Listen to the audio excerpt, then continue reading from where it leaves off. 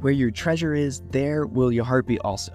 God has given us unlimited treasures in His Word. Every time we open it, we can discover a new treasure or admire an old one. What will we find today? Here's Carla Early with Treasure Hunt in the Word. This is our last week of our Thanksgiving challenge, getting our hearts ready to celebrate Thanksgiving this week.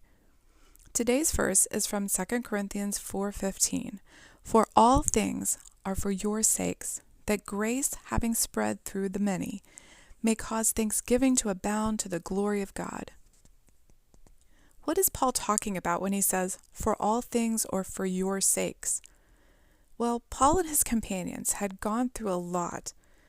A few verses before he declared, we are hard pressed on every side, yet not crushed. We are perplexed, but not in despair, persecuted, but not forsaken, struck down, but not destroyed. So he's saying, we went through all of this for your benefit, and it's worth it because we've seen God do some amazing things. For all things are for your sakes, that grace, having spread through the many, may cause thanksgiving to abound to the glory of God. Grace, God's grace, giving us salvation that we don't deserve just because He loves us. Paul and his friends had endured all sorts of things, which he lists later in the letter. Stripes, prisons, stoned, shipwrecked, hardships of journeys, weariness, toil, sleeplessness, hunger, thirst, cold, nakedness, and other things. But this light momentary affliction has a purpose, to spread the gospel all over the Roman world so God can extend His grace to more and more people.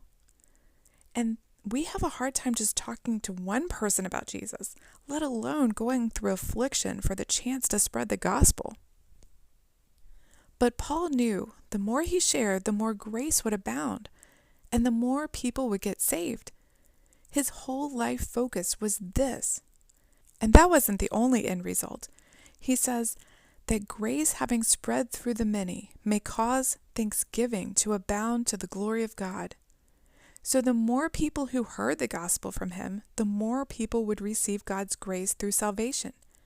Then the more thanksgiving would pour from their hearts, and the more glory God would get for all of it. And that's the true goal, God's glory. So it didn't matter, Paul said, all the suffering that he personally went through, just so people heard the gospel and God received the glory in abundance. He was satisfied with that. For all things are for your sakes, that grace, having spread through the many, may cause thanksgiving to abound to the glory of God. Just think, someone who heard the gospel for the first time from the mouth of Paul may have told someone who told someone on down the line to someone who told you. And if you read just a few pages of the Fox's Book of Martyrs, you'll see what a price people paid down through the ages. William Tyndale, who dared to translate the Bible into English, was strangled and burned at the stake, just so we could have the Bible that we could read and understand. But he and other Christian martyrs would say the same thing Paul did. For all things are for your sakes, that grace having spread through the many may cause thanksgiving to abound to the glory of God. If these generations have given so much so that we could know the gospel, what are we willing to go through to tell others who haven't heard, so that we can all thank God together and give Him glory? You can contact us at treasurehuntintheword@gmail.com. We'd love to hear the treasures God has given you through His Word. You can listen to other episodes on our website, which you can find in the description below. Thank you for listening, and remember, where your treasure is, there will your heart be also.